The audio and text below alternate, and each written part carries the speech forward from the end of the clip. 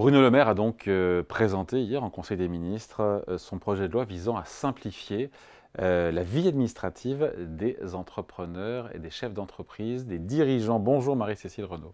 Bonjour David. Rédactrice en chef adjointe au service éco du Figaro. On rappelle ce chiffre, il est fort. C'est le Sénat qui a chiffré le coût pour l'économie du poids des normes, du poids de toutes ces, voilà, de cette paperasse, on va dire, qui pèse sur les entreprises. 84 milliards, c'est colossal. C'est colossal, vous l'avez dit. Donc, effectivement, ce projet de Bruno Le Maire sur lequel il travaille depuis 2 ans, hein, de ce projet de loi simplification, c'est absolument essentiel. On ne le dira jamais assez. Il est essentiel de simplifier en France. C'est une demande des particuliers, c'est une demande des entreprises qui fustigent à raison la paperasserie, la bureaucratie, la suradministration. Imaginez que les patrons passent 8 heures par semaine en paperasserie. Tout ça, c'est du temps qui n'est pas passé à chercher des contrats, gérer des clients. Ce chiffre de 8 heures par semaine, c'est Bruno Le Maire lui-même qui le donnait. Et comme vous le dites, David, ça pèse sur la croissance de la France. Le Sénat a chiffré à 84 milliards d'euros le poids des normes. Ça représente 3 points de PIB. Donc, c'est colossal. Il suffit de citer, il y a 400 000 normes applicables en France. Les 8 principaux codes comptent 23 000 pages entre le code du commerce, le code du travail, le code des impôts, etc. Et je ne vous les cite pas tous. Et non seulement ils sont complexes, en plus complexes par rapport à nos voisins étrangers, mais en plus ça change tout le temps. Figurez-vous que par exemple 20% du code des impôts change chaque année. Donc imaginez, on parle souvent de l'enfer des patrons, des petits patrons, mais des particuliers aussi. Enfin, le droit immobilier, tout ça est d'une complexité énorme. Donc, c'est très bien. Vraiment, bravo, c'est une bonne nouvelle. Souvent, on se retrouve pour des mauvaises nouvelles. Là, c'est une bonne nouvelle. Le gouvernement prend le sujet à bras-le-corps et veut simplifier. Bruno Le Maire s'engage. Mais en même temps, j'ai envie de vous dire, c'est pas nouveau. Je ne sais pas Bah si vous oui, vous pardon, souvenez, David. Marie-Cécile, j'avais raison. Moi, le choc de simplification, ça me rappelle Ah, l'époque de François Hollande. Là, il y a ah bah oui. une cinquantaine de mesures. C'est pas une révolution, c'est pas un choc, mais tout ça va dans la bonne direction quand même. Ça va dans la bonne direction, mais vous vous souvenez du choc de simplification de François Hollande? Moi, je m'en souviens. J'étais à l'Élysée quand François Hollande avait annoncé son programme. On était tous convaincus. On se disait, ça y est, cette fois, c'est la bonne, parce que là, c'était pris au niveau de l'Élysée, au niveau du chef de l'État, parce que ces sujets de normes et de complexité, c'est interministériel. Bon, là, c'est Bruno Le Maire qui le gère, c'est Bercy, c'est très bien, mais vous voyez, ça infuse dans tous les secteurs. C'est dans l'éducation, c'est dans l'immobilier, c'est dans la santé, c'est partout. Et donc, le fait que Hollande, à l'époque, avait pris ça à bras-le-corps, on s'était dit, ça y est, c'est bon. Il avait nommé, je ne sais pas si vous vous souvenez, Guillaume Poitrinal, qui était le patron d'Unibail, et Thierry Mandon, qui était ministre, qui faisait le conseil de la simplification. Et puis avant Hollande, il y avait eu Chirac, enfin, il y avait eu Sarkozy, Chirac, il y avait eu. Tout le monde a fait de la simplification, jusqu'à De Gaulle, Pompidou, on peut remonter très loin. Mais le problème, c'est qu'à chaque fois, on essaie de vider la baignoire, mais le robinet coule toujours. Les lois sont hyper bavardes en France.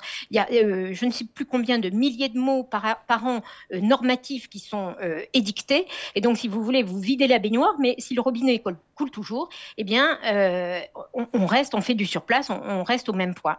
Alors là, il y a peut-être un petit espoir, c'est que la méthode est un peu différente.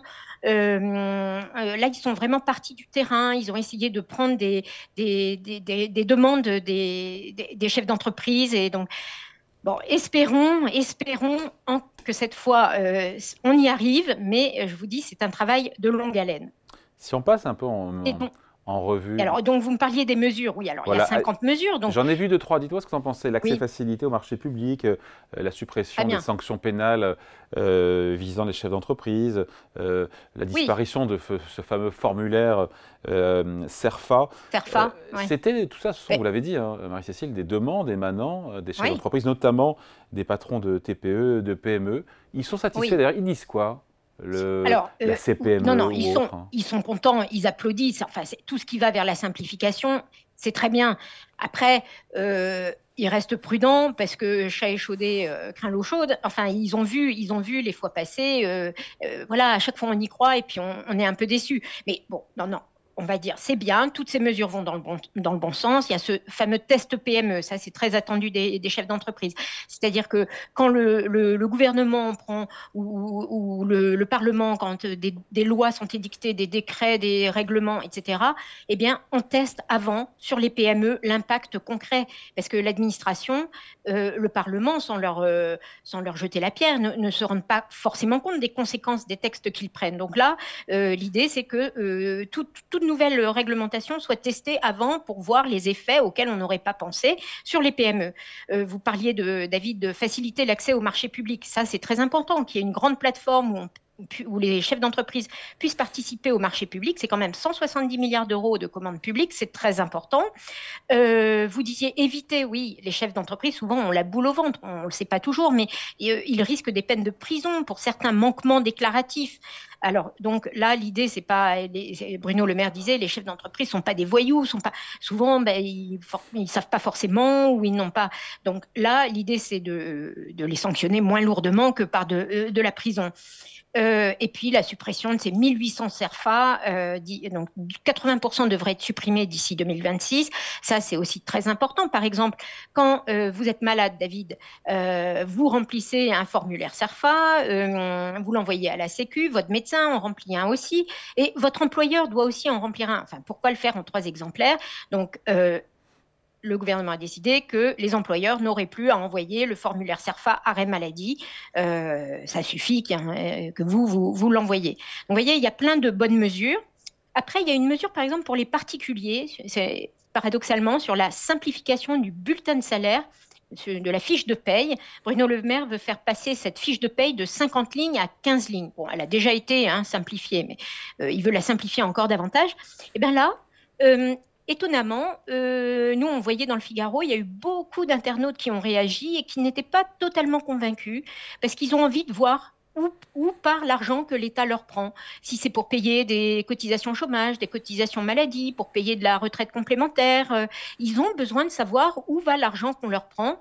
Et donc, cette simplification, bon, ils n'étaient pas totalement convaincus, totalement pour. Ils avaient même peur qu'on leur cache certaines choses, que ce soit pour alors, vous voyez, parfois la transparence est aussi très important. Et les chefs d'entreprise sur cette mesure ne sont pas non plus convaincus totalement sur la simplification du bulletin de paye, parce que eux, ils devront continuer à tenir une double comptabilité pour expliquer à leurs salariés. Apporter des justifications sur telle retenue, enfin, vous voyez. Donc, bon, simplifier, c'est très important, mais c'est pas toujours très simple. Dans cette liste, Marie-Cécile, d'une cinquantaine de mesures, quelles sont des grandes mesures manquantes qui n'ont pas été retenues par Bruno Le Maire? Moi, je dirais qu'il faut couper le robinet. C'est ce que je vous disais toujours. Enfin, voilà. Donc, c'est bien de gérer le stock, donc tout ce qui existe, tous les irritants qui existent. Très bien de s'attaquer à ça. Mais le flux, il ne faut pas oublier le flux. Et donc, voilà. Mais ce projet de loi va arriver, ne fait que entamer son chemin législatif. Il va arriver au Sénat le 3 juin.